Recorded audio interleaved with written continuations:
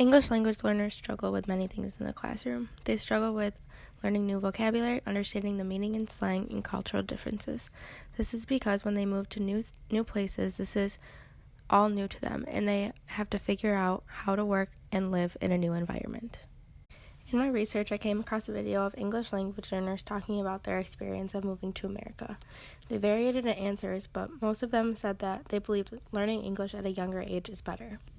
In answer to the first question on the slide of how long it took them to learn English, their answers ranged from 5 months to 3 years. Also, 3 of the 5 students stated that their family does not speak English. These students also said that they had a difficult time with learning vocabulary, grammar, and tenses in English, and that they still have a hard time understanding slang or expressions. The questions came up that if it was necessary to learn English in America. They all said yes, because if they did not, they would not be able to accomplish anything here because you require English to go to school and get a job. There are 5 stages into moving to a new culture. Every English language learner goes through the 5 stages before fully being comfortable in their new environment. The first is the honeymoon stage. This is when the newcomer is excited to move and learn about their new home. The second is rejection, realizing the difficulties and work that has to come to embrace their new environment and learn new things. The third is regression. This is when the English language learner is frustrated and not allowing themselves to participate in the new culture because of their uncomfortableness and their inability to understand the language. The fourth and fifth stages really go hand in hand: integration and acceptance. This is when the newcomer is no longer new and they finally allow themselves to integrate into the culture and be comfortable with their new surroundings. As a future educator, what would you like to know when teaching English language learners? As a future educator, I would like to know how to encourage students throughout the lesson. Learning English is not an easy task, and I can imagine my students would become frustrated. I'd also want to know how to communicate with them in the most effective way, especially if they're not familiar with English at all. What strategies do you think would be the best to learn English mentioned above? Taking a class would be helpful, of course, but if I weren't given the opportunity to take a class, I would ask experienced teachers or find some kind of workshop. YouTube, TED Talk, books, I would try to use as many resources as possible.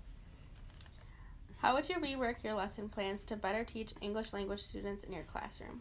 I would weed out all my possible lesson plans. If one doesn't work, onward to the next one. I think visuals would help, so I think that'd be the first thing I'd implement in lessons. But like I said, if that doesn't work, I'll set aside and try something different, and then maybe try to fix that one that didn't work or try it again some other day. Do you think the strategies and changes that you mentioned previously would negatively impact your students whose first language is English? I don't think it will negatively impact the students. I think, if anything, it will help them as long as it's simple enough for students to understand. Reading challenges occur due to the language and cultural barriers that are placed in the classroom for English language learners. The readings that children read in school today are culture-bound, and this means that the reader and author are believed to share a common background. English language learners are not always aware of these common ideas. They may come from cultures where they are not encouraged to brainstorm ideas, think creatively, or express opinions. They also may be unfamiliar with drawing conclusions and analyzing characters. These are main ideas that we have placed on readings today in the classroom, and without the prior knowledge of these, English language learners will struggle with reading. English language learners struggle with writing in the classroom as well.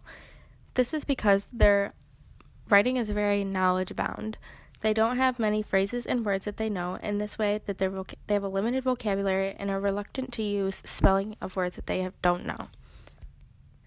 ELLs also use verb tenses inaccurately. They choose the present tense, which is not always in the tense that they are writing in. These 2 main struggles also lead to the reluctancy of sharing their work with their peers.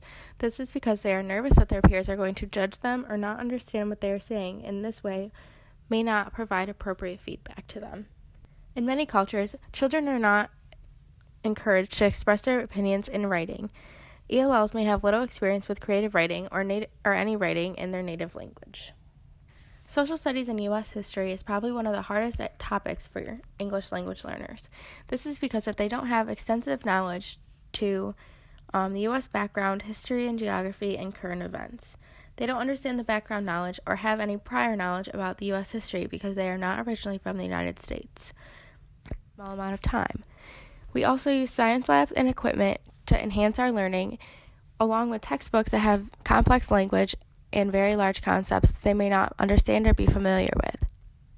English language learners also struggle with math in United States classrooms. This is due to the fact that we do not only use numbers in our mathematics problems. We use very high-tech language and ideas that they may not know about. Even if the child has good computation skills, their math skills may not be as high because they don't understand the overwhelming language in the textbooks that they are forced to use in school. The Common Core is not equipped for English language learners. This is because it emphasizes the lack of language and knowledge that the child has about in their new country. This is also confusing the child further. This may include cultural differences, language barriers, and other ideas that they are not familiar with.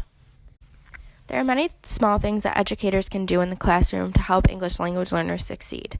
Paralinguistic cues or body language is used to help them understand the emotional ties and ideas in the language. They can also rework the lesson plans to make it easier and simplify the language in which they will understand. They can also do group work to help them understand the idea with a buddy, trying to understand the struggles, which was mentioned prior, and incorporating art. This is due because this doesn't include language. It'll allow them to create their own ideas and thoughts, and it will help them feel like they're a part of the culture. I would like to see changes in the school districts. I would like to see extensive training, pre-certification for future teachers. This would include learning how to rework lesson plans for English language learners and understanding how to use your paralinguistic cues to make them understand better, and post-certification for the school districts to hold training about how to do all of the things that you would learn pre-certification for English language learners. Also, I would like to see the arts incorporated. This is because it builds confidence in learning without barriers. This makes them feel a part of the culture and makes them feel comfortable to learn without being judged.